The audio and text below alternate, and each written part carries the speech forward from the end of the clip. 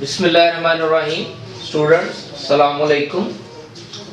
اردو کے لیکچرز کے ساتھ ہم حاضر ہیں اور آج ہم سبق نمبر 6 اردو کا پنچایت منشی پریم چند کا لکھا ہوا اس کے بارے میں ذکر کریں گے۔ اس سے پہلے کہ پنچایت کیا ہوتی ہے، اس کا معنی مفہوم کیا ہے، اس سے پہلے آپ کو پتہ ہے کہ لازم یہ ہے کہ سبق کا جو مصنف ہے اس کا تعارف ہم نے پڑھنا ہوتا ہے۔ پہلے ہم یہ جانیں گے کہ جن صاحب نے پنچایت سبق لکھا ہے ان کا تعارف کیا ہے۔ منشی پریم چند کا یہ لکھا ہوا سبق ہے۔ صنف ادب کی روح سے یہ سبق افسانہ ہے۔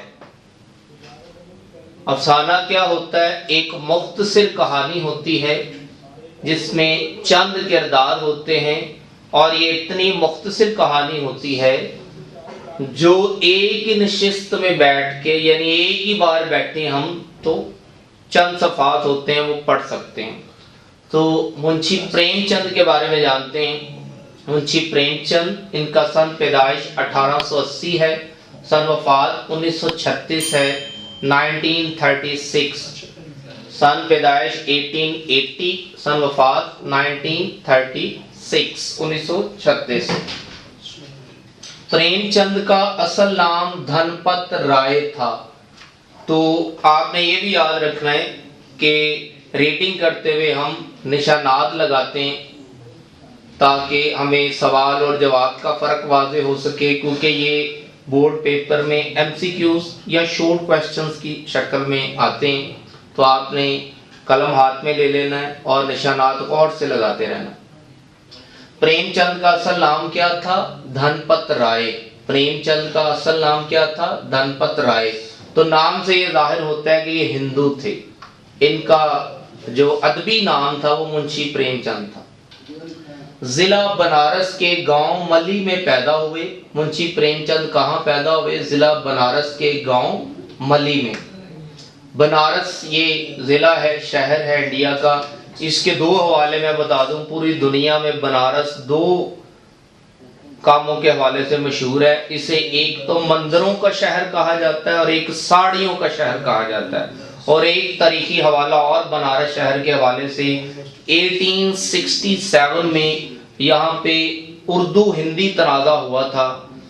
سر سید نے یہ تنازع اٹھایا تھا، یہ مسئلہ اٹھایا تھا کہ ہندی کے مقابلے میں اردو کو جو ہے پس پشت نہ ڈالا جائے، اور وہاں پہ پھر سر سید احمد خان نے بنارس میں یہ مسئلہ اٹھایا تھا کہ اردو کو زندہ رہنے دیا جائے۔ آگے چلتے ہیں۔ والد منشی عجائب لال ڈاک خانے میں ملازم تھے۔ یہاں پہ دو سوال بنیں گے۔ منشی پریم چند کے والد کا کیا نام تھا؟ منشی عجائب لال۔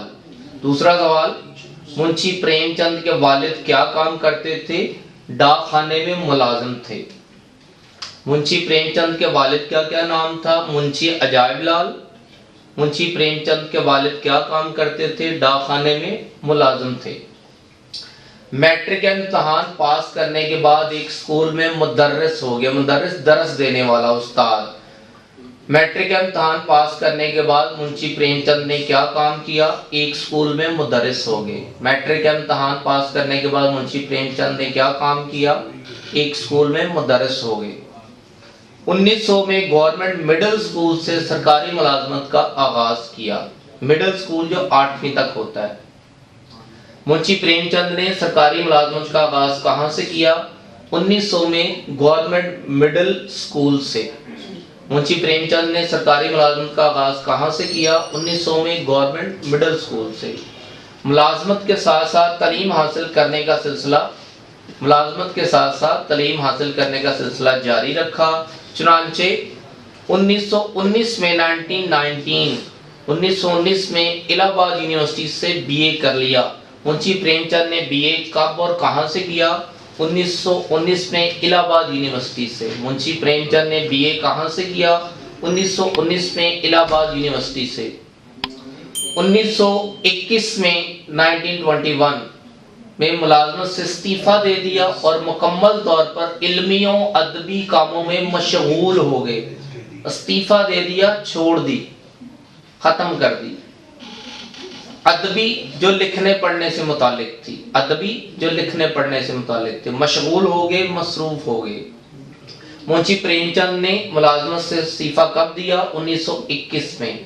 मुंशी प्रेमचंद ने मुलाजमत से इस्तीफा कब दिया? 1921 में।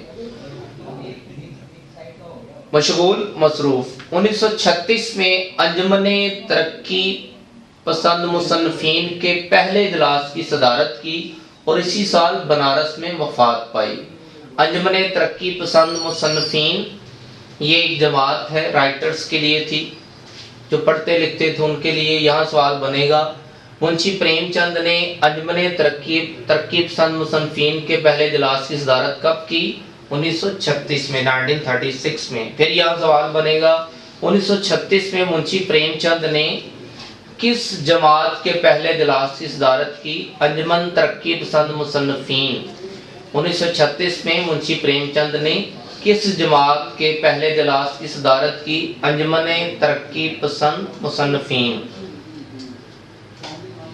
प्रेमचंद ने अपनी तहरीरों में हिंदुस्तान के देहात में बसने वाले मजदूरों और किसानों की जिंदगी और उनके मसाइल कामयाबी के साथ बयान किए।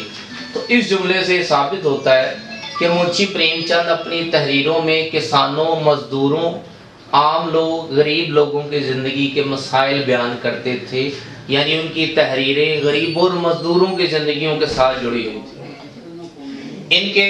उनके अफसानों में नेकी तमाम तर मुश्किलात के बावजूद बदी के मुकाबले में गालिब रहती है, गालिब रहती है, हैवी हो जाती है, हावी हो जाती है, जीत जाती है।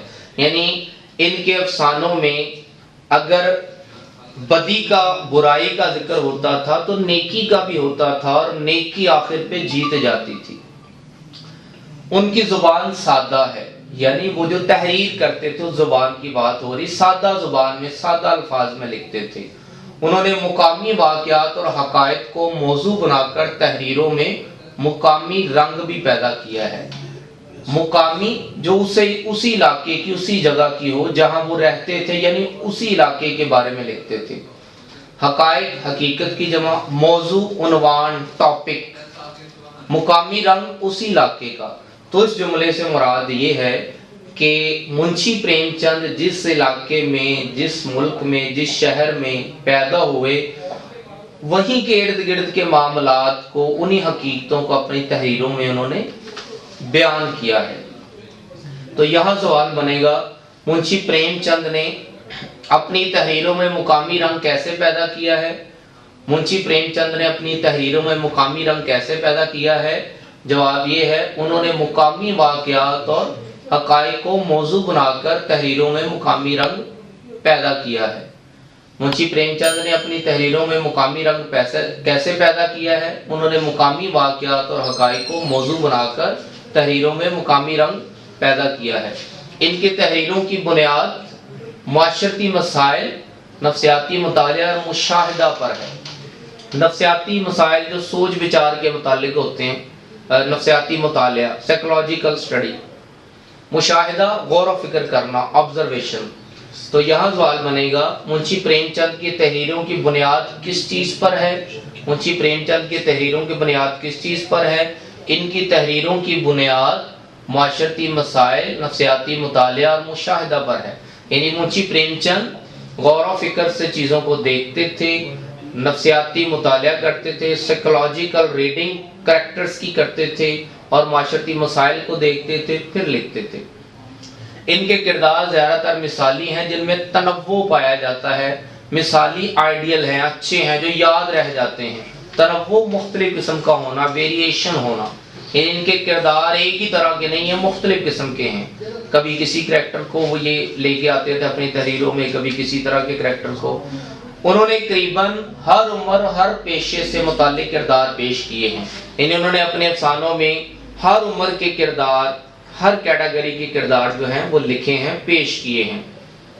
प्रेमचंद का शुमार उर्दू के अव्वलीन अफसाना निगारों में होता है। अव्वलीन, पहले अफसाना निगारों, अफसाना लिखने वाले।